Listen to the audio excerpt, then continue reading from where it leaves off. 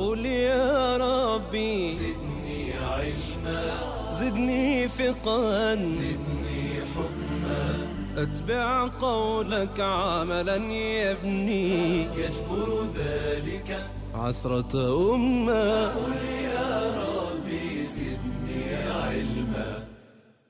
بسم الله الحمد لله والصلاة والسلام على رسول الله وعلى آله وصحبه ومن والاه.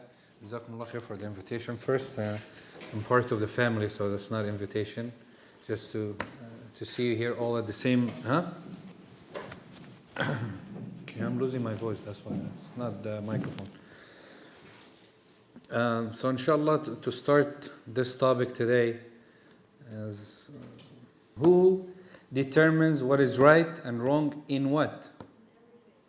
In everything means related to life or related to religion?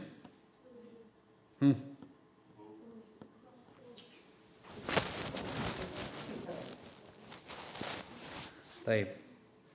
So let me answer a few questions inshallah, and that might clear something out for you. There are two matters here. The Prophet sallallahu alaihi wasallam, Sahaba Ridwanullahi alayhim, their business were built on palm trees in Medina. That's how they made money. Okay, they grow palm trees that had dates. They collect the dates. They sell the dates. That's how they make their money. So they came to the Prophet sallallahu alaihi wasallam, and they said, "Ya Rasulullah, we are growing the trees in this way. What do you think?" He said, "Change this or do it this way." So they did it the way that the Prophet sallallahu alaihi wasallam said. The year after this, when they collected their dates, it was less than the years before. So they came to the Prophet complaining, "Ya Rasulullah, you advised us to do this, but we kind of lost." He said, "Antum a'lamu bi umuri dunyakum." He said, "You know the matters of your life more than me. So do it the way that you think is right." That's why I asked the question at the beginning. Are we talking about matters related to religion? Or are we talking about matters related to our regular day life? They both are kind of mixed to the Muslim because we live our life according to religion. Yes? So if we live our life according to religion, then we need to ask question, what are our sources in life?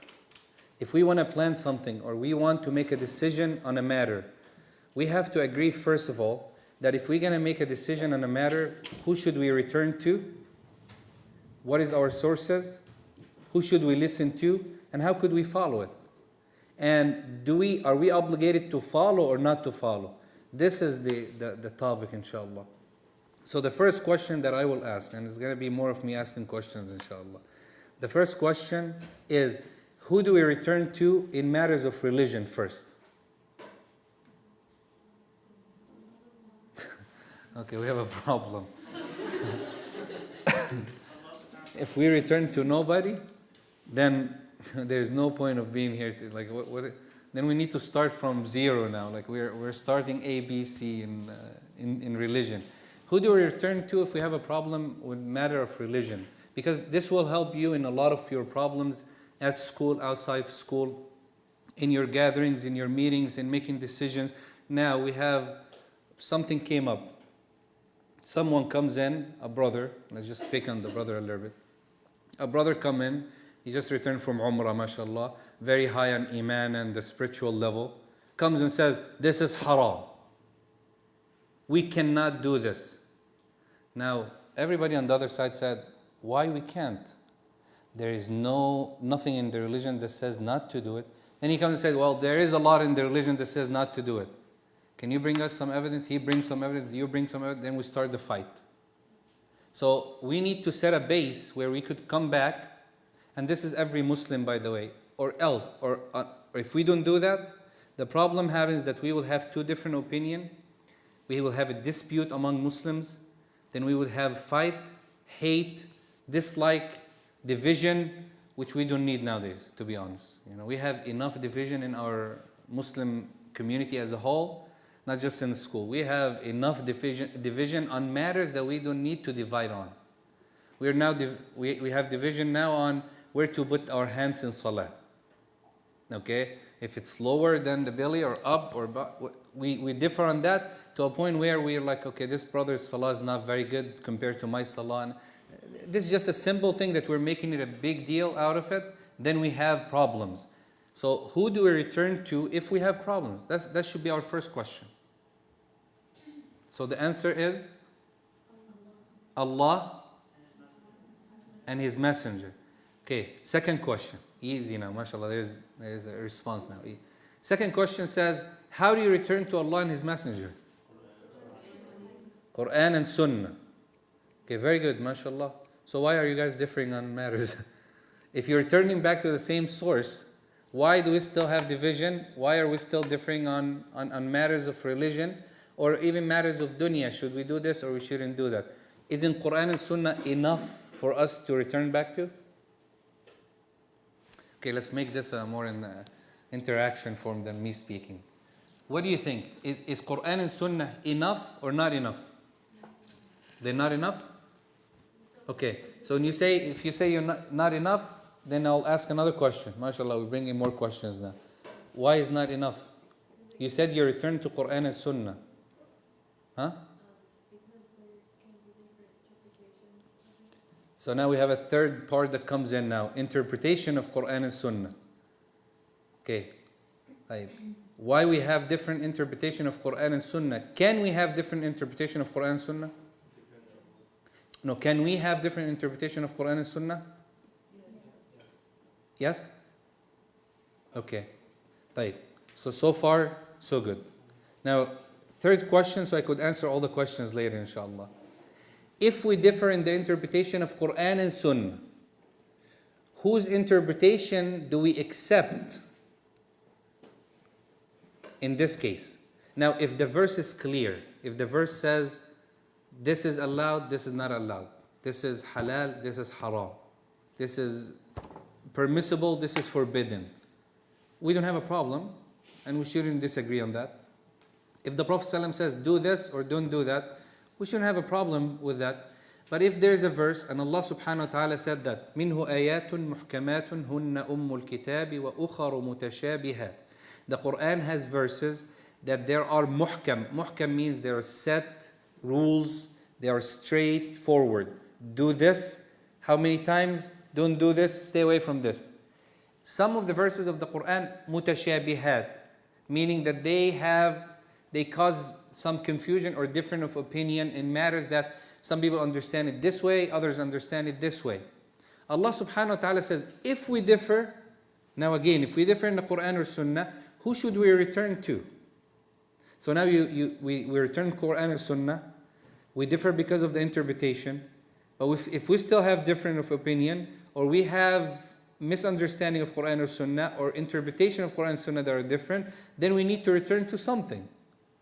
Because Allah sent us the Qur'an or Sunnah to follow. He made it the divine religion, the last of religions. There is no way that Allah subhanahu wa ta'ala have left it just open for us to say, well, I like this way, he like this way, then we have million of opinion. There must have been a way or somehow a set foundation to the Sahaba or to the Tabi'een or to their followers till today. There says, if you disagree, if you don't understand something, then you return to the understanding of who? Huh? If there's a consensus of the scholar, then it's like Qur'an or Sunnah. So there is no need to differ either. There is no way that a problem would take place among Muslims if there is consensus of the scholars. Okay? If somebody comes today and says, drinking alcohol is halal, what would you say? See, everybody's like, no way. 100%? Here you go. It's 100%. Why? Because the ayah is very clear, the hadith is very clear, the ijma', the consensus is very clear.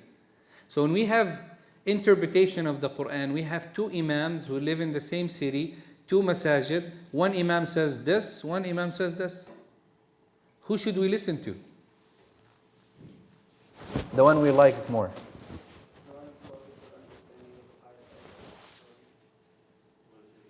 So we're returning back to who then? Huh? Your heart?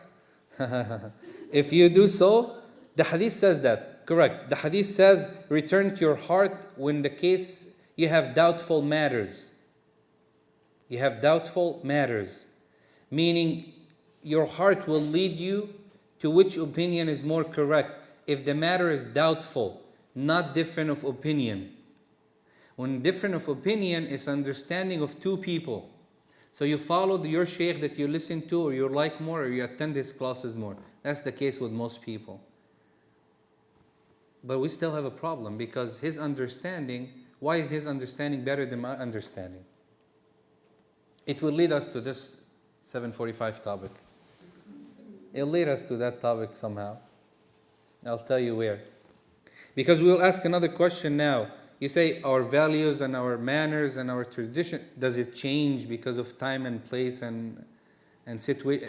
Do we have that in Islam? Yes, we do. But then we have to say, but wait. Let's answer this question first. We return to the understanding of the people whom the Qur'an was revealed upon at the time where they were living. When the Qur'an came down to the Prophet. The Prophet conveyed it to who?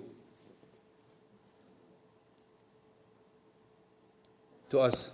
To Sahaba, to the companions. Companions conveyed it to who? Their followers. Their followers conveyed it to their followers, and so on, correct? So we have understanding of the Sahaba who understood the language. They asked the Prophet when he was alive. And Ibn Mas'ud radiallahu anhu said a very beautiful statement that we need today in our time. He said, "Man kana mustannan falyastanna biman qad mat." If you would to follow the Sunnah or the way of someone, then follow the way of people who have passed away. Meaning that the companions and their followers. Why is that? He said, إِنَّ الْحَيَّ لَا تُؤْمَنُ عَلَيْهِ الْفِتْنَةِ. That the person who's living, you do not know if the affliction would change his heart. We have scholars throughout history who might have said at one point of their time that wine was haram. Now they are saying it's fine if you drink only a specific amount. You think a scholar would say that? There are scholars who are saying that today. So Ibn Mas'ud says there are people change. So the ones who didn't change, the ones that we know for sure their opinion, they died, their opinion was still the same, are the companions of Rasulullah sallallahu alaihi wasallam. These are the ones that we follow when we differ in the interpretation of the Qur'an or the Sunnah of the Prophet sallallahu alaihi wasallam. This will solve half of our problems. Their understanding should be sufficient for us. Why? Because Allah chose the Prophet sallallahu alaihi wasallam for his message. Yes? Okay, the Prophet sallallahu gained his prophethood. He gained it because of his knowledge, or Allah subhanahu wa ta'ala chose him. What do we believe as Muslims? Huh? So is he chosen, or because of his actions he was giving prophethood? Which one? Huh? He was chosen by Allah. طيب. Now, me and you today, we're living in 2018 with all the problems that you see around. We're not living at the time of the Prophet. Do you think there is a reason for that? For sure there is a reason why we're here today. But Allah chose also His companions.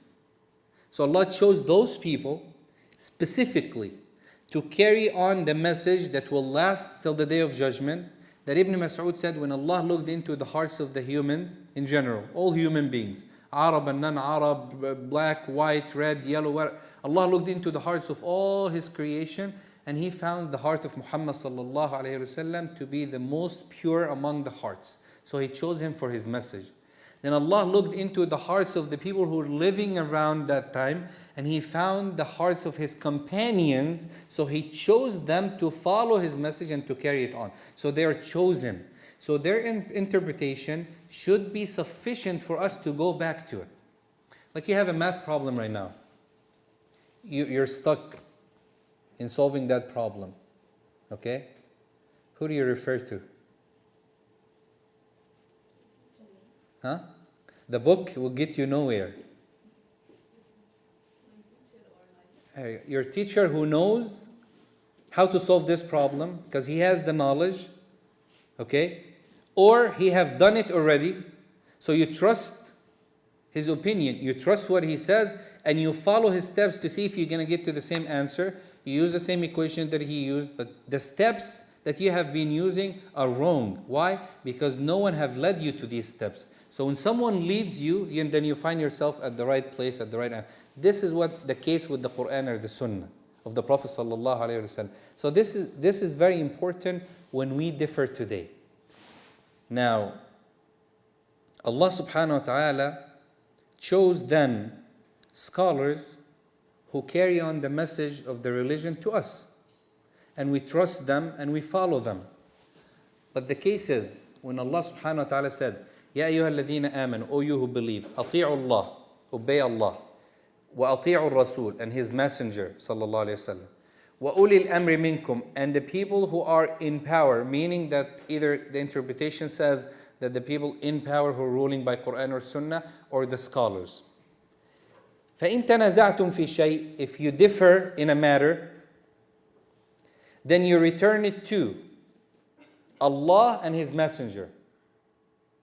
What happened to the people of power and the people of books and the scholars? No, when we return, when we differ, we return to Allah and His Messenger through the understanding of the generation that Rasulullah ﷺ said, the best of generation is mine, the ones followed after me, and then the one after them. The three best generation, which are the Sahaba, companions, their followers, and their followers. This should clear any problem. This should clear any misunderstanding or confusion or misinterpretation of the Qur'an and the Sunnah of Rasulullah sallallahu alayhi wa sallam. Now, to our questions now. Throughout time, we have the deen and we have dunya. We have the religion and we have life. Is the religion suitable for all time, all places? Yes or no? Yes? But this is not the case today. What we see is people saying, without them speaking, they are saying that this happened at the old days, at the time of the Prophet. We're no longer in that time. We're no longer in that place. We're not riding camels today. Okay? We're not riding donkeys to work. We have airplanes. We have trains. Why are you still using the same rules? Because the religion don't change. Same as manners and moralities don't change, no matter the place that you live in or the time that you live in. Now, when the Prophet ﷺ was sent, he said a very beautiful statement. He says, إِنَّمَا بُعِثْتُ, I was sent to complete good manners. So the question rises here, the people who lived at the time of the Prophet, they had manners? They had good characteristic or no? Like what? Huh? Generosity. Huh? Huh? Loyalty. Huh? Courage.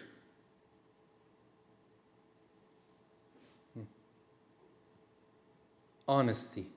There are some people who are known that they never lied. They had characteristic, but this characteristic was mixed because of the time that they were living in and the place where they were living, where worshipping idols and other than that. When the Prophet ﷺ came, he said, I came to not to bring good manners. He said, I came to complete, perfect good manners, to make it in the best form. Therefore, it don't change, regardless of the time or the place where you're living. What changes in Islam or in ruling or in the religion are the rulings. Certain rulings do change with time and place. Not the religion, not the values. So whether you're living in the Middle East or in the United States, your values are the same. For a person now who lives somewhere where people, they know him, so he's afraid of lying. He moves to an area where nobody knows him. Now, lying is still what? Still not allowed, forbidden. But everybody lies. Well, you didn't lose your value. You didn't lose your characters, your manners, your good manners. You could adopt good manners. If you see something good, like now when we come here, we adopt certain things, okay? One of my shuyukh was saying that when he goes to Egypt, he loves to stand in line.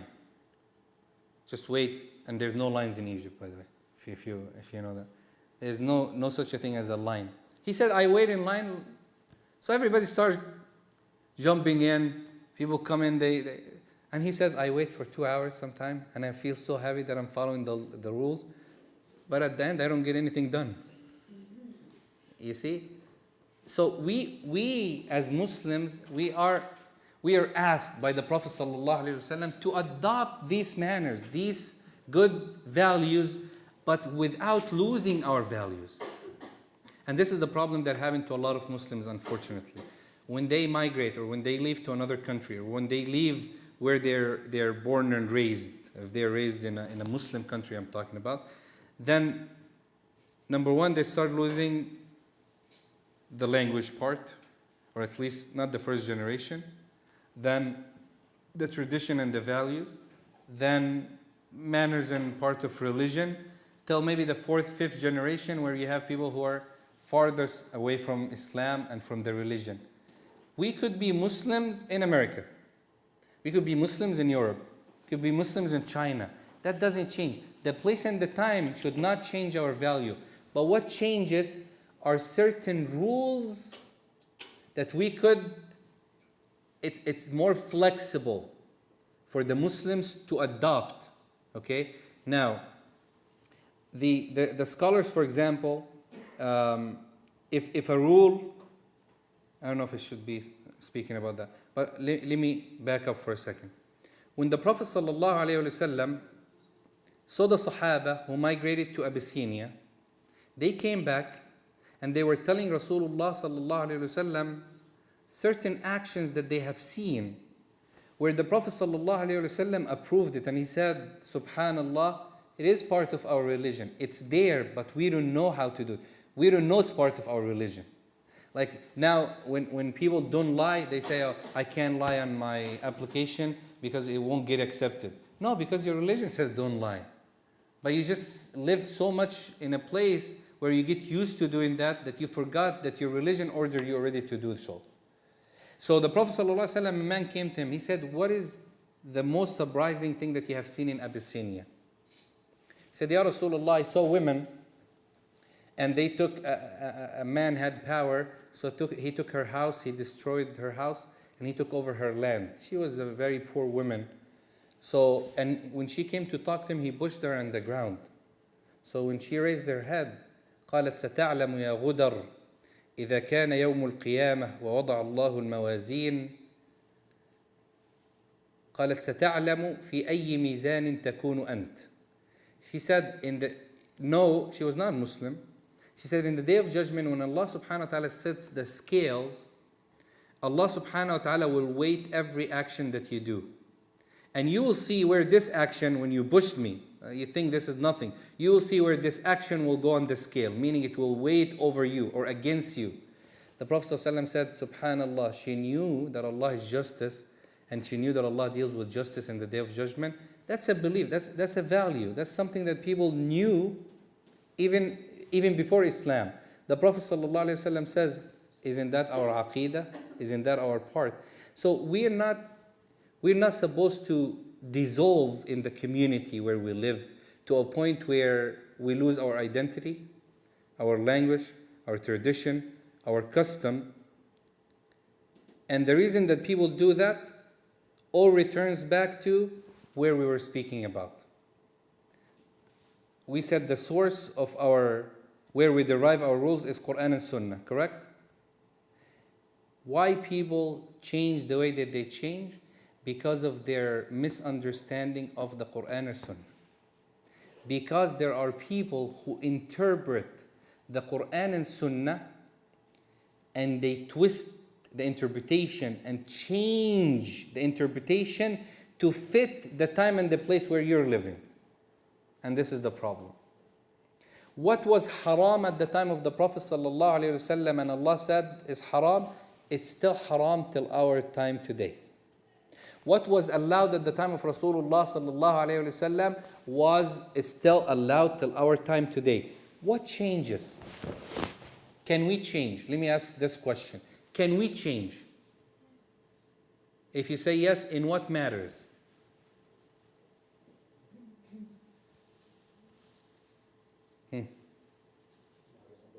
So we already agree that matters that are related to manners and characteristic, and matters that are related to our values and our Qur'an and Sunnah as direct orders and commands, that don't change. Correct? So we agree on that. So if we disagree on a matter and it's very clear from Qur'an and Sunnah, then this disagreement shouldn't exist. When can we disagree and the agreement does make sense? And we could say, we could change. The deen is flexible. This is what people say today. Like they tell you, Islam is very easy. Why are you making it so hard? No, we're not making it hard.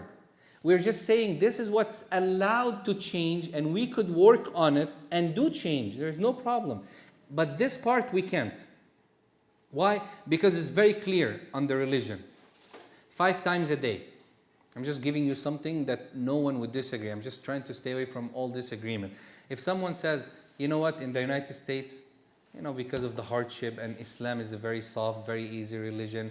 And, the rule says whenever hardship exists, then ease will come in. And this is actually a foundation in the fundamentals of fiqh. So the person is, mashallah, faqih.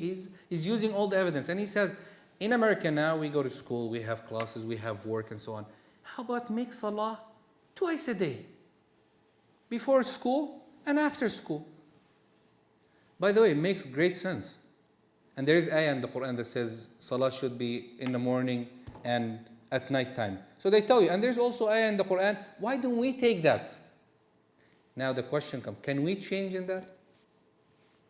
Because we live in the US, can we change? Why you all said no, and you're going to agree on that. We're not going to disagree.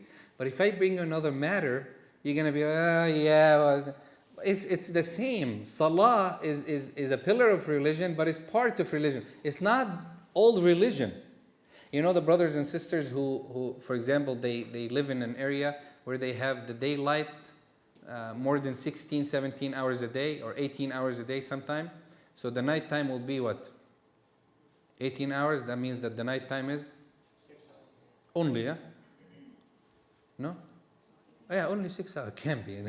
Days 24 hours everywhere, by the way. It doesn't change.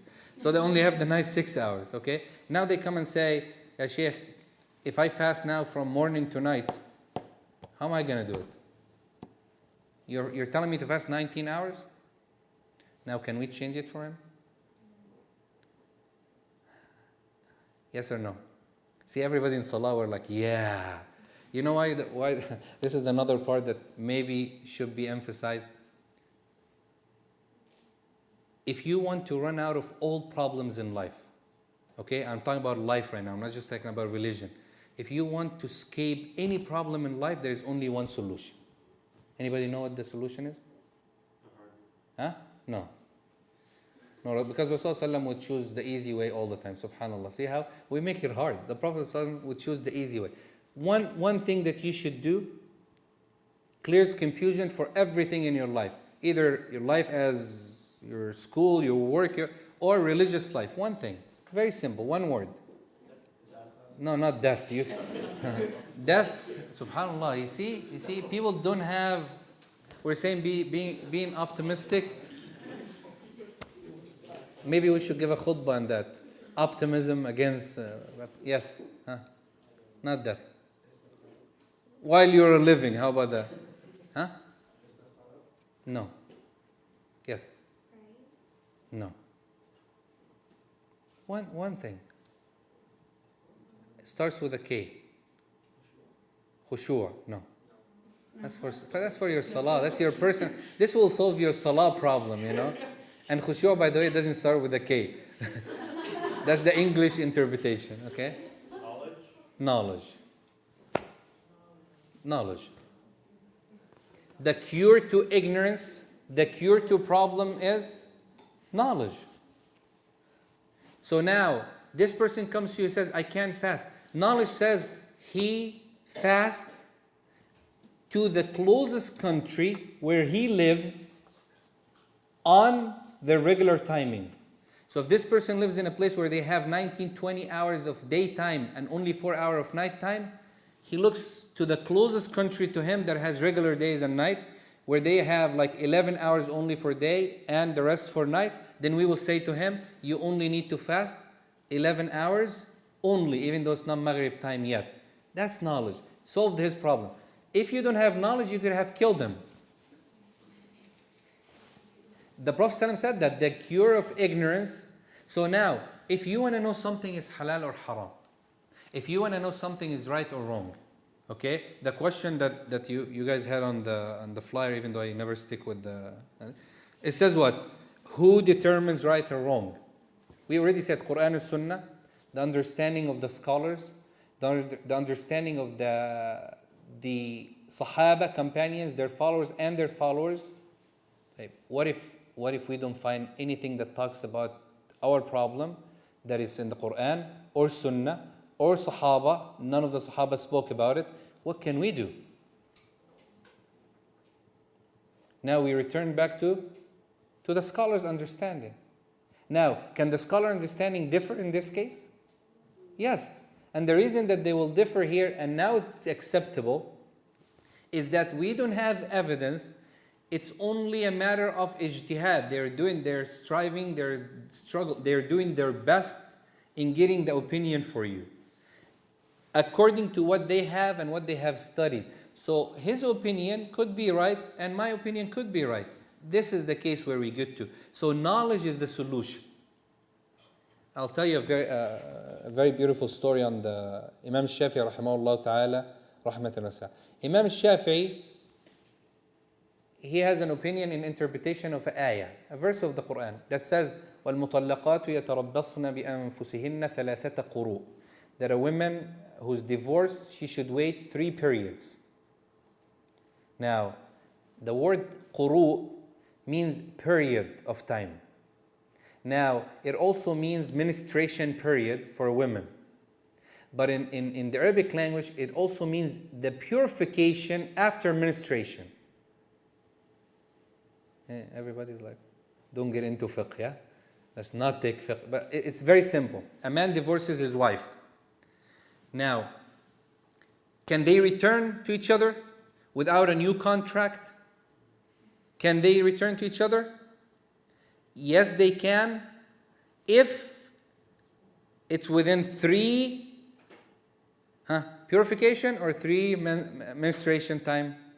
Now, Imam Shafi'i rahimahullah held the opinion that it's 3 menstruation time, meaning that if a woman has her menstruation, her period, second one, if the third one she started the third, her husband can't come near her. Now, if they want to return, they have to do a new contract, he has to pay new dowry for her, he has to do all as if they're starting from the beginning. Now, Al-Qasim ibn Salam, rahimahullah, one of the scholars of Imam Shafi'i time, he argued the opposite. That if a woman has 3 purification, not 3 menstruation time. So it means if she become impure, she cleans herself, then she's during her menstruation, then she purify herself. Then 3rd menstruation, when she takes a shower and wear her clothes, her husband can't return to her. He has to do a new contract. So if she's pure, she still didn't take a shower yet, and her husband decided to return her, and they decided to solve their problem and get back together, there's no need for a contract, there's no need for anything. So it does make a difference now in the opinion. So they sat together. Imam Shafi'i is a scholar of the language. He knew Arabic more than any of the scholars who exist of his time. Qasim ibn Salam is the figure of the Arabic language of his time too. So they're like debating. They debate. This one says, no, the language says this. This is the word came from here, the source. What happened at the end of the argument? Anybody know?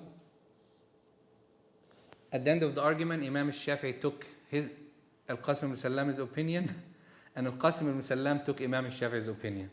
So now they return home. Shafi'i says, no, it's 3 purification time. Qasim ibn Salam said, no, it's 3 menstruation time. The fiqh changed. Why? Because it's flexible. That's the argument that got them somewhere. We argue today just to get nowhere. It's just, I am right, he's wrong. We're trying to do that. So, now back to the question. Do our values change? We said no. Our morals change? No. No matter where we live, because the Sahaba Ridwanullah alayhim migrated everywhere. Islam entered Asia, the entire continent, because of the manners of some merchants who went, they had to sell and buy, that's all they did. So with the manners of Islam and the values of Islam, that they held on to it. They will sell a product, if it has a defect, they will tell the person even if they can't see it. The person will say, why you told me? I can't even see it. So because Islam said so. That's me. They were not scholars, but they spread the message of Islam through their values and their action. And this is what we could do today. So the reason, now, can we change? Yes, there are certain things that do change. The question comes back to you. What can we change? Now it's easy, I already answered. What could be changed in the religion? Our value could change? No. Our manners could change? No. Our characteristic could change?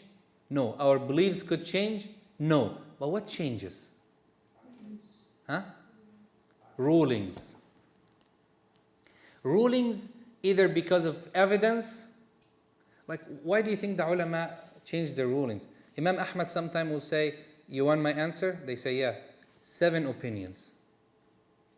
Is there anything such as 7? Like there is no, it's either, like we have 2 opinions, 3, 7 opinions? Yeah. He looks into Qur'an and Sunnah, nothing. Now he has 7 companions who said 7 things different from each other. Imam Ahmad says, which one do I take? They all are good, all are companions. Which one should I take? So he ended up doing what? Taking all what? All 7. And all 7 are not the same. You see it all the time. You see it, so the ruling changed. Because of what? Evidence that comes up to the scholar that he didn't know. Shafi'i changed his entire madhab, not entire madhab, but most of it, when he migrated from Iraq to Egypt. When he came to Egypt, he saw things and heard things from the scholars of Egypt that he have not heard of in Iraq, when he was in Iraq. So he changed his madhab. He changed his opinion. And this proves to you that these people are trustworthy, they are sincere, because holding on to the truth is more important than people saying, oh, he changed his opinion, or who cares what people think, what Allah subhanahu wa ta'ala thinks. Now, second part that could change is what you need to know here, the customs, the tradition, al-urf.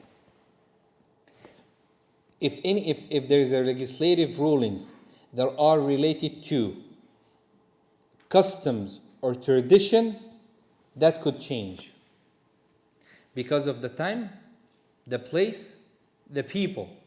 Now, I'll give you an example. Eating fish. Astaghfirullah, let's not get into the Hanafis, they're going to be upset. Someone says, well, listen to this. Someone says, Wallahi, I am, astaghfirullah. He said, Wallahi, he is not going to eat meat. I don't want to swear and go home. My wife just cooked for me, so I'm waiting for that. He said, Wallahi, he's not going to eat what? Meat. Okay? And the word in Arabic is lahm. Lahm means meat. Now, you invite him for fish. Can he eat fish? Just be careful.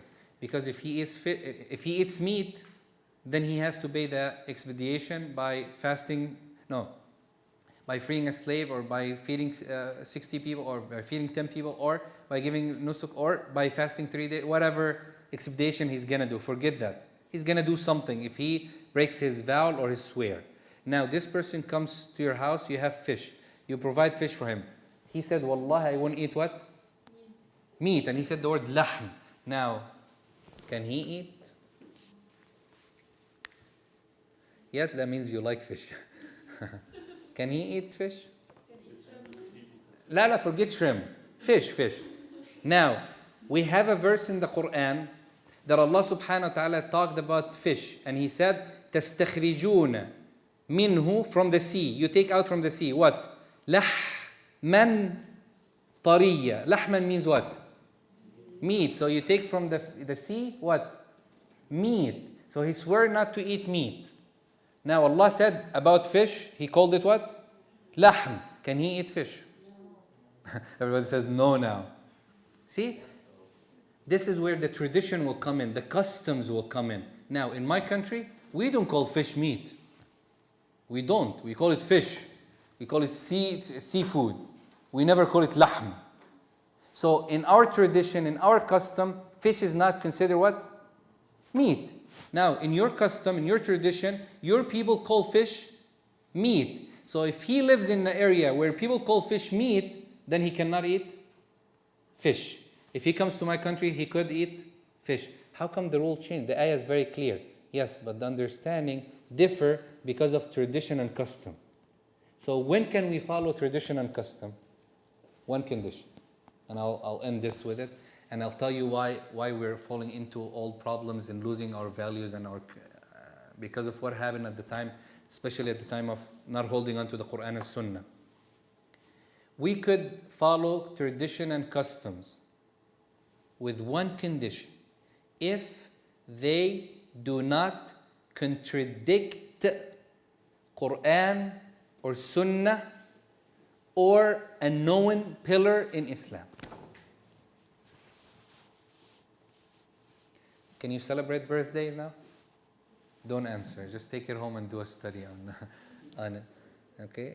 See, this is the questions that come up. Can we do this? We'll say, is this religious? They'll tell you, no, it's not religious. Birthdays are not religious, right? Or they are. I don't know. They are? Just trying to get it, see where the both sides are standing, because they're hiding their mix right now. I know some people are like haram without even thinking. And some people are like halal without even thinking. Like they don't want to hear what you're going to say. But I'm just saying, birthdays, I'm not going to give you the ruling by them. I'm just saying, birthdays, are they religious or tradition? Depends whose birthday. Forget whose birthday. We're not saying to celebrate. No. Your birthday. No. I'm not saying to celebrate like a... All of ours except his. Okay, yours is religious because you were born in a blessed day or something. There's no barakah involved. I'm saying your birthday. People celebrating it. Is it tradition or religion? Tradition. We take that tradition very easy. I'm just giving you like the equation. You do your math. Okay. You take this tradition, you look into the Qur'an and Sunnah. You look into general rulings and specific rulings. If that celebration, if this tradition contradicts Qur'an or Sunnah, then this tradition becomes not allowed. If this tradition don't contradict Qur'an and Sunnah, you might have people who still say no or yes.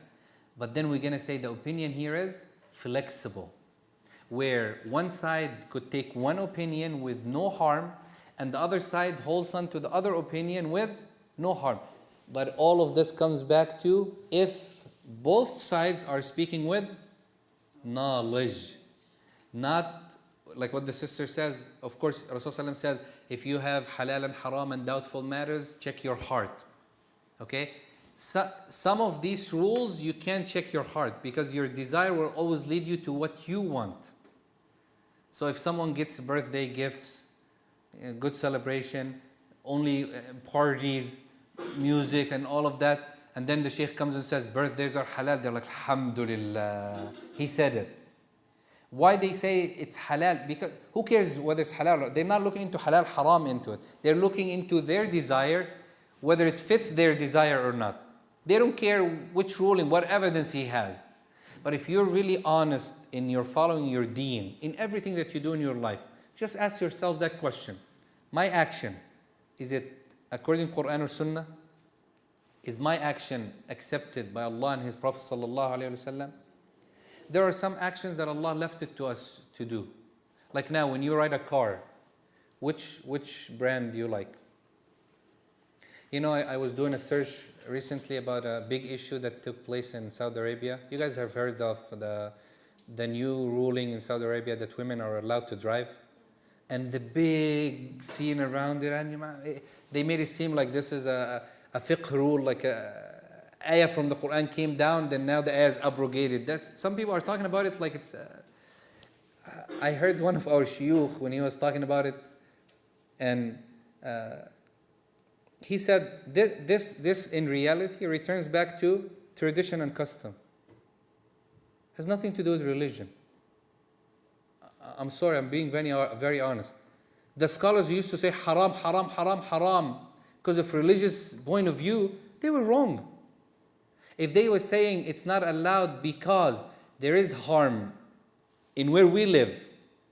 Sheikh Ibn Baz was asked, he said, if this fatwa was giving in Dubai, Dubai is next door. Okay? Women drive in Dubai? Yeah?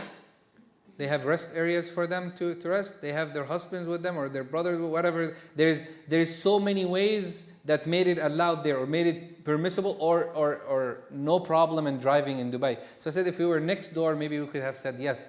But in our tradition and where we live, we're limited to our tradition and custom, which is correctly fine because it doesn't contradict anything in Qur'an or Sunnah. So now when it turned to that they see that there is a benefit, and this is where the ulama will jump in, the scholars, not me or you. We should not say, well, I think there is a benefit of this. No, I think there is a harm. Who are you to decide whether there is harm or benefit? Are the scholars. So one of the shuyukh was asked, you know what he said? He said, women riding al-ibil is better than women riding opal. Or ibil, what is the car called? Opal? You know the word ibil in Arabic means what? Camels. So he said, them riding ibil is the same as them riding opal. The brand. Why? Because the Prophet ﷺ says, the best women of Quraysh, the ones who used to ride horses and camels. What does that mean? Halal or haram? There is no halal or haram in it. We can't say halal or haram. We really can't say determine halal or... Like this is the problem that comes, it's halal, now it's haram. The problem started in Saudi Arabia. The reason that the problem started is because they made it halal and haram. It was not permissible for reasons or not permissible because of the harms, which some scholars did talk about this. They were saying if this take place, if, like some people were saying, like cameras now. You know this picture you're taking? There are some scholars who hold the opinion till today that pictures are not allowed. How come our scholars who used to say 10 years ago that pictures are haram or not allowed, now they say pictures are permissible? Because now pictures have changed from their definition of picture at their time. A picture that is drawn by hand is different from a picture that you take with your phone now. Picture that you draw, the statue that you make, very hard to erase it or to break. You have to break it in order to get rid of it. But this picture that you take on your phone now, can you get rid of it? In less than a second, you press delete, it's gone. So that doesn't hold the same ruling. Like, why is this changing? Because the rulings here are due to either benefit and harm, and the scale of benefit and harm should be left to only the scholars. Not the MSA. Sorry, man. I know you're the president. I'm not picking on that. Not the MSA. Not saying there is benefit in doing this. No. The religion says there is benefit in doing this. I know they don't do it. I'm just messing with them. They shouldn't say, well, I think there is more benefit. Like I'll tell you a story that I like to end with, and khalas, I'm not going to even comment. There was a call to a protest where some Muslims leaders said it was allowed to go and join. Okay? And I know a brother that I disagree with him on a lot of things, but he came with a video that I think most of you have heard him speaking on when you guys, and it's true, I agree with 1,000,000%, like if there's 1,000,000%. He said, if we join these groups in their celebration or in their protest, or no, it was the other way around. They are coming to join us, and they were so happy about that. When this group next week calls us for a protest, what do we have to do? Huh? Join them. We can't say no. Correct? We can't, because they already came, we welcomed them, we were happy, no problem, and so on. So when he was speaking about that, these are values. And people respect that. Why do people respect you if you hold on to your deen? Wallahi, believe me, people respect you more if they see you holding on to your values. But if people see that you're letting it go, but you're only holding on to one thing, they're disrespecting you. And the brother told me a guy came to him and he asked him if he could pray Friday prayer. So his boss didn't allow him. Why? Why do you think his boss didn't allow him to pray Friday? Huh? Because he didn't pray any prayers? He said his boss was non-Muslim. His boss told me, he said, you know, I don't give him permission. I'm happy to give him permission to pray Friday if he quit drinking. Because Muslims don't drink and pray. I'm like, there's nothing I could say. You're right. He doesn't see him practicing. So why? Like you didn't practice anything from your religion. Now you want to skip your job for a few hours just to take a break? No, you're not going to take a break. You see that? The more you hold on to your deen, the more that people will be speaking against you. But this shouldn't matter at all, because if you're trying to please Allah, then you're holding on to what Allah says to hold on to what the Prophet ﷺ says to hold on to. I hope I answered the question, even though I went through many topics, but inshallah, may Allah subhanahu wa ta'ala guide us on the Qur'an or Sunnah, and may Allah subhanahu wa ta'ala give us the knowledge, the beneficial knowledge that benefit us in this dunya and in the hereafter, inshallah. I'll just open up for a question if there is any. If there is none, then we could all leave happy, inshallah. Any question, inshallah. Maybe next time I'll be speaking about, hopefully if I ever come again, speaking about what lack of knowledge led this ummah to, that we're suffering today because of that. Yes, go ahead. So just in general, what's the definition of like traditions and customs so that people can know when ruling will change according to them? Because I feel like it's kind of like something that people are biased about what they think is a tradition, what they think is a custom, and what they think is just the way that things work. Tradition, as we said, tradition or custom that people are used to that has no contradiction in their religion. So anything that is a form of tradition that don't contradict the religion, you have to follow it, and it becomes obligatory sometime to do so. I'll give you an example. The tradition or the known tradition that if you ride a taxi, you pay the person, correct? In Egypt is also known, but you could run away. Okay, people make it like that. I'm just joking. That's not true. You still have to pay for that. Someone comes and says, well, this person, from a religious point of view, this person is doing something good for Allah. Why is he getting paid for it? Why do I have to pay him? Rasulullah said, if you have a ride and you're able to help your brother or sister, then do so. Okay? So why is he getting money for that? I'm not going to pay this person. I'm just going to get a ride, a free ride. Now, bring an ayah from the Qur'an or hadith that says pay a driver after he gives you a ride. That is a known custom or tradition. It's known. It became so popular that everybody agrees on that it becomes a custom, that where people are doing it on a regular basis, and we have nothing in the religion that says don't or do. Now, to what point? If a brother went to a country, okay, where wearing anything other than clothes like this that you're wearing, or your pants and your t-shirts, then you're considered not normal.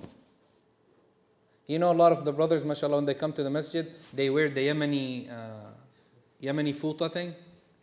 It's good to wear it. It's better than the pants, by the way. It's better to pray in it than the pants. And I hold that opinion strongly. Or wearing something that is white. So that does the job. But when you wear it, it looks like what? A skirt. Now I go to a country where if I walk in the street like that, they will think something is wrong with me. The person is wearing a skirt. You come to Egypt, you walk in the street like that, you'll be killed. Seriously. You grow your hair. Growing the hair is a sunnah. But they're not used to it. So you walk with a skirt like that. Not a skirt, of course not a skirt. But you take it to a masjid, you say, hey brother, I'm going to make salah. Now we will say, do I have to follow the tradition and the custom of the people in this country? Or should I hold on to my religion? Now, is wearing that part of religion? It's not part of religion. It's extra. Now, you following people's tradition comes first as an obligation of you leaving something that you think is more recommended. Not only that sometimes you follow the tradition over the sunnah. You believe that over the Sunnah for at least for a period of time. For example, when I was sitting with a man in his store in Egypt, tradition in Egypt that anyone who walks in the street without a head cover, like a hijab, okay, with the long hair, she's also considered a sister. Like a sister has long hair, that's known. Now I was sitting with an old man, a brother came in with a long beard, long hair up to here. When this man saw him walking, he got very upset. He took his shoes off, literally, okay? Sorry, we are on camera. And threw it at him, and he spit on him. And he said, you're disgracing the beard. You're looking like a woman. What are you doing? And he was running after him. I held him. I'm like, easy. It's a sunnah. He said, what? I was like, no, khalas, it's not a sunnah. You know, it's not the time to talk about this right now with him. Now, you advise this brother to shave his head? Yes. It becomes obligatory to follow the tradition and the custom of the place where you live, even if you're going to leave a sunnah? Yes. But with the sunnah, there's extra condition that says, till you teach people and it becomes, people become at least familiar, even if they don't accept it. Becomes familiar with it, then you could practice that sunnah. So tradition in Islam or the customs in Islam holds a great value. Like as long as what? Doesn't contradict. Now I travel to Denmark. Everybody there drinks. Literally everybody. Men, women, kids, like you get in the plane, you're sitting next to drunk. I spent one trip from Denmark to Egypt in the bathroom. Serious, I couldn't go anywhere. I tried to switch seats. Two people are sitting down. I'm in the middle. I said to them, you guys want to talk to each other? You want to sit next to each other? They said no. I'm like, and I said that because the smell was so strong and they were speaking to each other. So now I said I want to move from their seat. So she moved me somewhere and brought somebody else. I sat there. I'm going to say two sisters, two females, sitting down. We started fine. Maybe 10, 15 minutes, they start talking nonsense. I looked at both of them. They're holding a little bottles. La hawla quwwata illa billah. Where am I going to go? Bathroom. Seriously, almost the whole plane. It's got, to them, they drink more than they drink water. Now, you go live there. You're like, mashallah, it's a tradition. No, hold on. It is a tradition. But that tradition does what? Contradicts what? Qur'an or Sunnah. So you cannot do it. Now, for marriage, a sister you go to ask for sister's hand, or other way around. Their tradition, inshallah, none of you is traditional. Their tradition is you don't see your wife till the day of marriage.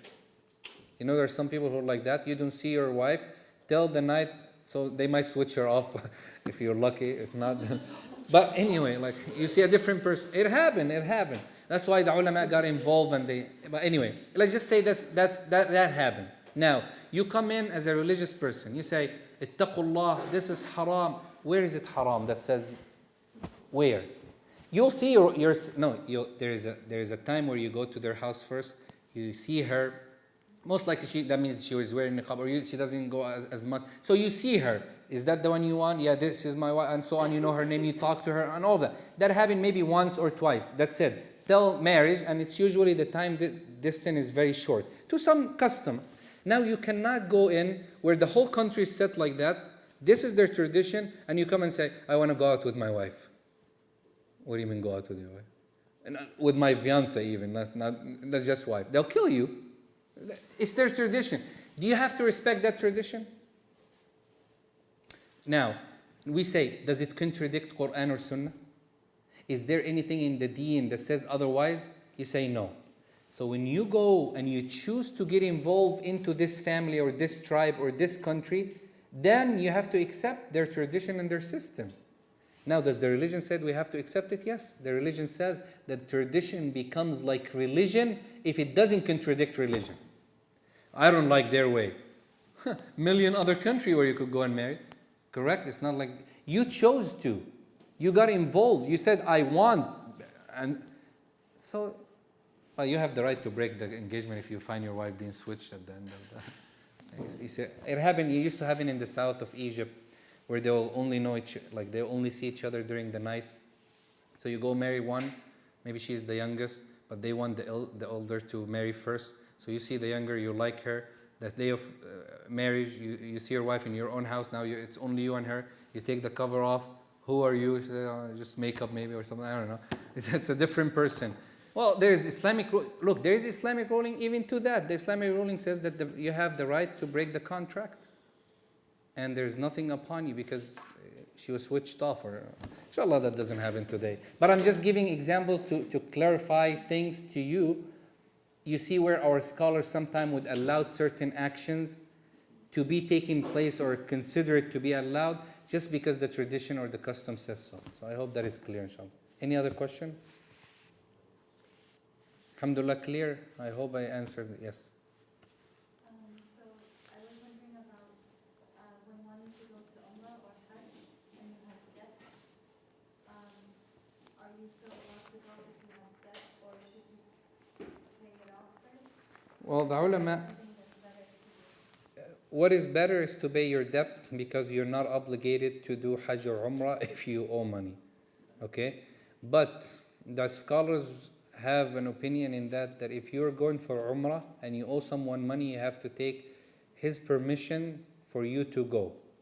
So you tell him, I know I owe you $1,000, but this year I'm going to be doing Hajj or Umrah, so I'm not going to be paying you this year, next year. If he approves it and gives you the approval, then you could go for Hajj or Umrah. The other opinion says, if you know yourself that you're able to pay him after coming back from Hajj and Umrah, then you could go without even asking permission. Like, you know, you're getting money, your check will come after 15 days from your travel. So you won't be able to pay him till you come back from Umrah and you have the intention to pay it off. So it is flexible on the, but if you owe a lot of money and Is this only for a halal loan without? a loan that is due. We're talking about a loan that is due now during the time we're going. So if I borrow money from you, or I borrow $1,000 from you, and I tell you I'll give it to you January 2019. خلاص? Now I want to go Umrah next month. Well, my debt is due in January 2019. So I don't even need to talk to you about it because the time didn't come yet. But I'm saying if the time is there and you have to pay it now. But for the debt that is other than Islamic loan or someone's loan like you from the school or that, where you have time to pay it and so on. But if you have time to pay it and there's going to be interest, then most of the scholars will tell you, pay your debt first before going for Umrah. But if you think you could do both, it's better, inshallah. Nah, yes. My question is, I think a lot of these issues that we spoke about in terms of like change of values and people feeling the pressure to change, that it essentially comes from peer pressure of society around you and from the people around you. So essentially people wouldn't need to change if they didn't feel like they need to please other people around them. So living in a non-Muslim society, right, we often hear that people say, well, if we don't do such a thing, people will not accept us, or we're going to be looked at differently, or with a suspicious eye. So us as Muslims, how much importance should we have in people around us accepting us, right? Especially if the ways that we have to change, they contradict Islam, right? Even if there's going to be some slight harm out of it, as in, again, their non-acceptance, their hurting our communities and so on. First, we shouldn't change our values to please anyone but Allah. That's number one. If we're going to change to a point where we fit in the society, where the society could accept us, or this is our purpose, where we could be accepted, we're not in like a side or isolated, or people would look at us weird or so on or so on. If we have that intention and we will contradict Qur'an or Sunnah, then Qur'an or Sunnah comes first. Now, to the harm and benefit, that's a subject that I don't like to speak about in 5 minutes or 2 minutes. Harm and benefit are like it's a complete chapter that is dealt with in fiqh very deeply on what is considered harm and benefit, and who could determine the harm and the benefit, how much of the harm and how much of and all of that. That's something that people take nowadays as slightly as not as important. So they tell you right away, if I don't do this, it's not going to work. I can't live here. Who said? Who made that decision? Who came up with that opinion that if you can't do this or if you won't do this, people won't accept you? Have you tried it and you see that people are not accepting you already? See, so if they look into the harm and benefit to a point where it should not be judged on a personal base or a person by himself saying this is harm, this is bad. Every matter that has to do with a society in whole, as a person living, and there's a lot of pressure around him, where scholars have to get together and say, well, we think because of this, now this is allowed. Like some of the things that it will be what the ulama call تعم به البلوى. Like the evil will spread so much that you become part of it. You want me to give you an example on a matter other than this? Because this is a depth topic that inshallah I could speak about it in detail. For brothers wearing pants now, do you know that majority of our scholars, majority, I'm not saying just one opinion, majority of our scholars, about 67 years ago, say for men it's haram to wear pants like that? Now, nobody says that. Why?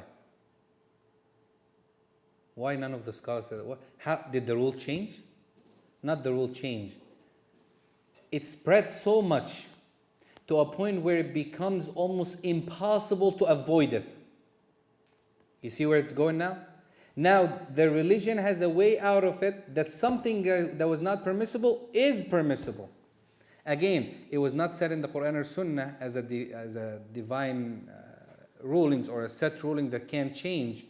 All of this has to do with the ijtihad of the scholars, the understanding of the scholars. They're building opinion upon something that they understood. That could be flexible and change. So if something spreads so much that no one could, yes. Like when they come today and they tell you about pictures being allowed, is because now in Saudi Arabia, when the phones came out, they wouldn't allow the camera phones to enter Saudi Arabia. They wouldn't allow it. It was haram. Now let's see if they could do that. Everybody has the iPhone 10 in Saudi right now. Before it even came out, they buy it with like 2,000, 3,000. They have no problem spending money. Now what do the scholars do? That's a way to say ammat bihi al-balwa. Now ammat means that it becomes general. Al-balwa is like the affliction, the harm, or became so general that they found themselves saying now it's permissible. There are some rules like that. Who determined that? Not me, not you. Okay? And as I told you, if you're in a place where you cannot hold on to your religion and you are 100% certain that you cannot practice your religion, if you get to that point, what should you do? Step down and say, well, come on, Shaykh, live here now. It becomes obligatory upon you to migrate right away. I'm not saying migrate from the US. I'm saying migrate from any country where you cannot establish your religion. So I'm from Egypt. If I'm living in Egypt, where I cannot establish my religion, where I cannot practice my values, where I cannot do my ibadat, where I'm not allowed to dress certain way as Muslim or wear certain way or do, it's an Islamic country supposedly. Egypt is an Islamic country. Forget the leaders right now. I'm saying the country itself. Islamic country. You live in Saudi Arabia where they call themselves anyway, you're in that country, right? You're living there, but you cannot practice certain values or certain things in the religion. You're living in a Muslim country. We will say, what should you do? Let go of your value? No, let go of the country. Where do you want me to go? To the US. Really? You live from Mecca to the US? Yes. Before they used to migrate from the US to Mecca. But if you can practice that, so it's never the society. The society pushes to a different, to a specific extent or to a limit. It's you who sometimes are taking it easy. People struggle. Some people, they do struggle. But at the end, they achieve what they want. But a lot of Muslims, unfortunately today, they don't even want to struggle. They're saying, oh Shaykh, if I pray outside, there's harm. You know how many people pray outside? 1,000. Out of 1,000, how many people were harmed? 2, 3, 4, 5? That's not a certain harm. So should you let go? No, you shouldn't let go. So yes, I know there is pressure. I know there are things that we need to change, or maybe the word change shouldn't be the right word to use. Adjust. There are things in our religion that we could adjust to fit into the society without letting it go. Like we have the values. When the mother of Asma radiallahu anha, and the ayah came, or Sa'd radiallahu anhu, his mother tied herself to the tree and she said, I won't eat or drink. I will stand here under the sun till I die, and people, you would regret because people will blame you for the rest of your life that you killed your mother. He said, what do you want? She said, leave your religion. Sa'd said, do whatever you want. Asma said, do whatever you want. Stay here under the sun till you die. I don't care. I'm not going to leave my deen. You want me to leave my deen? When he went to the Prophet ﷺ, Allah subhanahu wa ta'ala revealed the ayat in Surah Luqman, وَإِن جَاهَدَاكَ عَلَى أَن تُشْرِكَ بِمَا لَيْسَ لَكَ بِعِلْمٍ.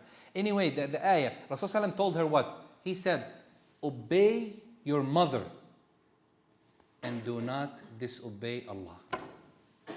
How in the blue she's going to do that? How are you going to do that? Obey your mother, don't let go of the deen. How? They figured out a way. They talk, they can, okay, come down, we'll talk later. Muhammad is on the side now, I'm not going to go see him for a few days, just come down. There is a way. So when you find out every way that is possible, then you could say, well, I did everything that I can, but there's so much harm, I can't keep going, so I have to do this, or I have. When you say, I have to, that you're in a state of necessity.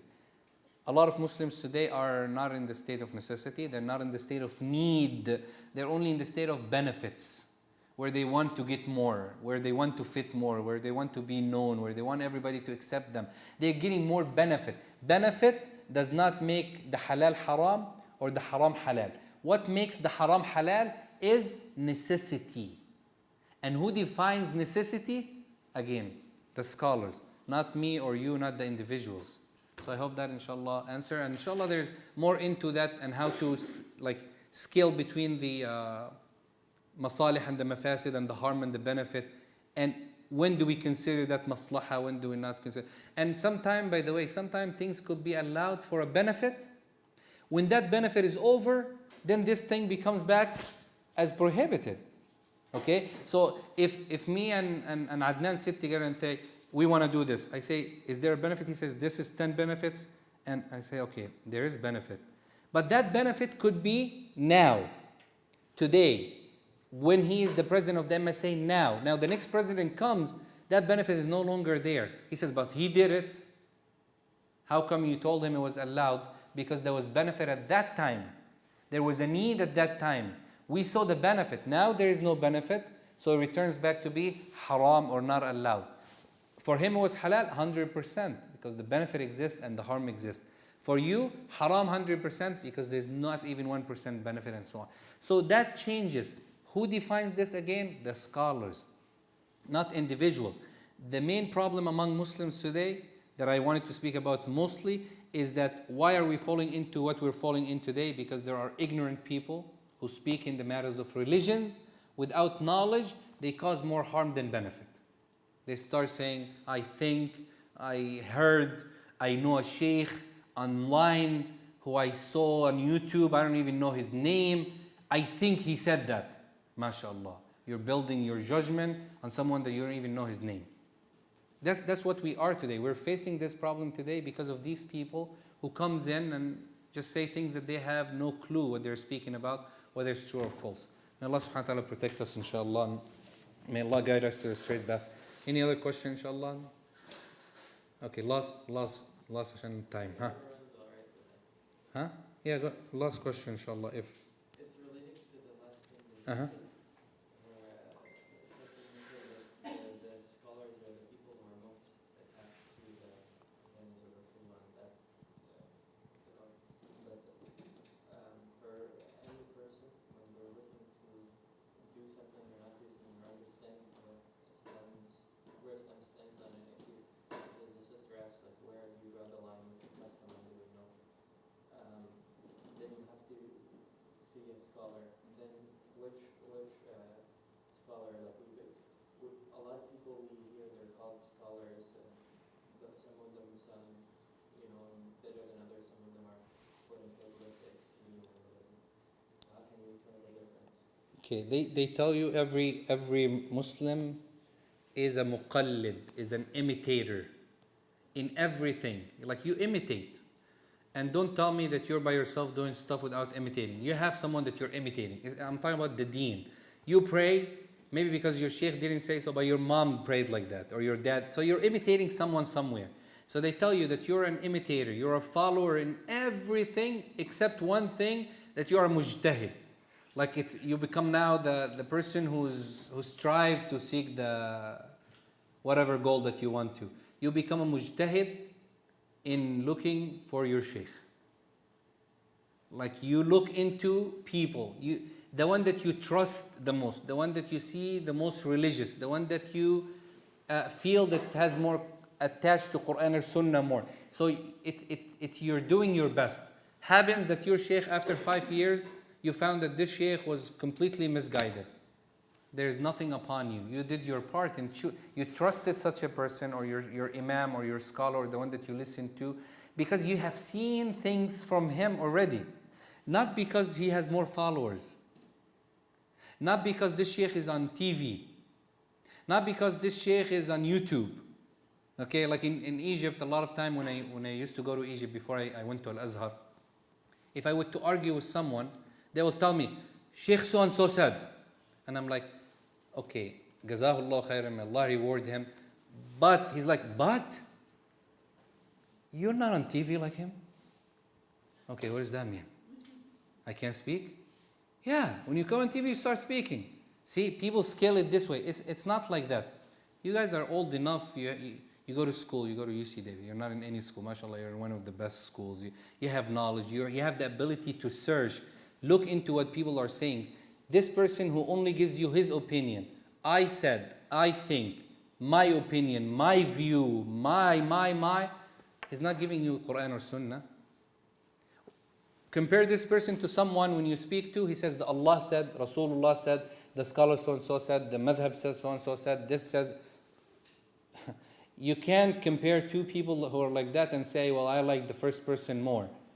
Well, you're asking about religion, so you should take what the Qur'an or Sunnah said more than that person. And if you feel that this person has more evidence than the one that you respect and like, there is no problem in leaving your imam's madhab or your imam's opinion, taking that other person's opinion. Why? Because you have seen his evidence, he has more knowledge, or he gave you more of what he has than the first person. You come to me and say, what do you think of this? I tell you, this is what I know. You go to somebody else, he tells you, this is what this sheikh said, what this imam said, what this madhab said, school said, this imam, Rasulullah. You can say, well, I like my sheikh better. What do you mean you like your sheikh better? He gave you all the evidence. With all the respect to your sheikh, you still like him, love him, but that shouldn't stop you from following the truth. Because the truth is more important than following individuals. That's why we follow the truth. We don't follow individuals. Individuals, they come and go. They die, they live. Who cares? We follow the truth that they are carrying. So the best way to do it is as an advice. This is advice for everybody. Choose 4 shuyukh for yourself. 4 people that you could reach. Don't tell me, I watch Imam so-and-so online. Okay, when you have a question, are you able to call him? You send him an email, he responds after 3 years. He's so busy. He's so famous. He's like in a conference every week somewhere. So don't tell me, my sheikh is so-and-so. No. Find yourself, I'm saying 4 shuyukh, okay? Different, not the same shuyukh, like shuyukh that you trust first. So this is your part of doing your homework. You have to look into the shuyukh. Have you heard this person for 1 year, 2 years, 3 years? You know him, you know where he come from, you know where he studied. So you're taking 2 or 3 shuyukh. And then you say, whenever a problem happens, I'm going to these 3. If 2 of them or 3 of them agree on something and 1 disagree, I'm taking the majority. If 2 and 2, then I'm taking the one that I feel the most, and like that. But you having Sheikh YouTube or Sheikh Google as your Sheikh doesn't work. Sheikh Google, you don't know who's behind the keyboard. Tick, tick, tick, tick, he's writing whatever. So take someone that you trust, you rely upon. In the day of judgment, if you die and say, Ya Allah, why you did this, why you did that? Allah will say, why you did this? You could say, because this person told me to do it, or this person said to do it, or this person said. Now, you're saying, Ya Allah, don't blame me, blame him. And I did my best, I trusted him, I kind of followed him, I thought he was good. Well, you found out that he was not. It was in me. I judged what I have seen. And Allah subhanahu wa ta'ala will take what you have done and you wouldn't be responsible. He will be responsible for you. Because the hadith says, when people enter Jannah, they find a scholar that he used to teach them. They say, where is he? They will say, he is taken to hellfire. So they go to him, they ask him a question. You are going to hellfire, and you are the one who taught us right and wrong? He said, yes, because I taught you the right, and I never did it, and I taught you what was wrong, and I always committed. So now, Allah wouldn't tell you, oh, you were studying with this guy. He'd be responsible for what he said or what he did, if they have knowledge. Okay? And please take my word for it. Find yourself someone that you trust. Not only that you trust because you like or he's a good speaker. See where his knowledge coming from. A lot of people today are getting the title of Imam and Shaykh, and just by growing their beard, putting a hat on their head. Seriously. You know, he gives a few khutab somewhere. They call him the Imam. Why not? Bismillah. Someone comes, wallahi, seriously, a brother in university, I know, he went to a masjid. They're like, anybody to give khutbah? What is it needed to give khutbah? Yeah, just wear a hat, look nice. This book, you open it up, prepare something from it. So he did that. Now for 6 months, this brother is like, mashallah, easy. Print the khutbah and go. Now one of our shuyukh was there, one of his khutab. So after the khutbah, of course, all the stuff that he said on the minbar was not right. But nobody knows that from him. You are listening. So Shaykh came to ask him. But a guy came before the Shaykh to ask him a question. You know what was the question? They told, he was asking this brother, he said, he had a cast on. So he told the Imam, the one thinking now he's a scholar of the time, he said, yeah, Shaykh, I have this cast on. Can I make wudu or tayammum? He looked at him and he said, no, do tayammum, don't harm yourself. So my Shaykh said, now that made me forget the whole khutbah. Who cares about the khutbah now? This guy's messing up the person's life in the salah. So the Shaykh approached him, he said, excuse me. He asked you, water is there. He could find water, but he cannot use the water because of his caste, yeah? So you told him to do what? He said, tayammum. He said, where is your evidence for that? He said, it's very clear, makes sense. How do you know? Have you studied fiqh? He's telling our Shaykh, have you studied fiqh? And the Shaykh, by the way, he has a PhD in all the four madhahib. So the Shaykh said, a little bit of fiqh. So I haven't read this opinion anywhere. So he said, see, go and search. He said, no. This opinion don't exist. Not because I haven't read it anywhere. It don't exist. Because he could wash all his parts and wipe over his caste, or even don't touch his caste. But what about the rest of his body? His face. He could wash his face. What does the face have to do with the caste? So he said to the brothers, who's this guy? They said, he's our Imam. He said, subhanallah, all your salah are invalid if you're praying behind someone like that, because I'm not sure if he makes wudu right. Someone who gives the fatwa, you see where this is going? So it's not that just because the person is so and so, saying so and so. It's the person that you trust his deen. And subhanallah, that has signs. You see it throughout the time living with him and asking him. May Allah guide all Muslims, inshallah. Guide our shuyukh first, our a'imma to the straight path. And wallahi, because if our a'imma are guided, we'll be guided. The ones we learn from, if they are guided, then we will be guided.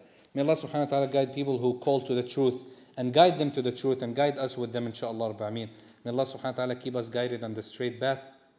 Keep us firm on the Qur'an and the Sunnah of the Prophet sallallahu alaihi wasallam. Make us among the people who hold on to the Qur'an and Sunnah and struggle to fulfill the commands of Allah subhanahu wa ta'ala and the commands of His Prophet sallallahu alaihi wasallam, and keep us away from innovation or misguidance or our desires, and keep us on the straight path till we meet Allah subhanahu wa ta'ala in Jannah. Allahumma ameen. And then make us among the people who were resurrected with the Prophet sallallahu alaihi wasallam in the highest level of Firdaus. أقول قولي هذا وجزاكم الله خيرا, and we'll see you inshallah the next time. وصلى الله على محمد وعلى آله وصحبه وسلم. فرش التراب يضمني وهو غطائي، حولي الرمال تلفني بل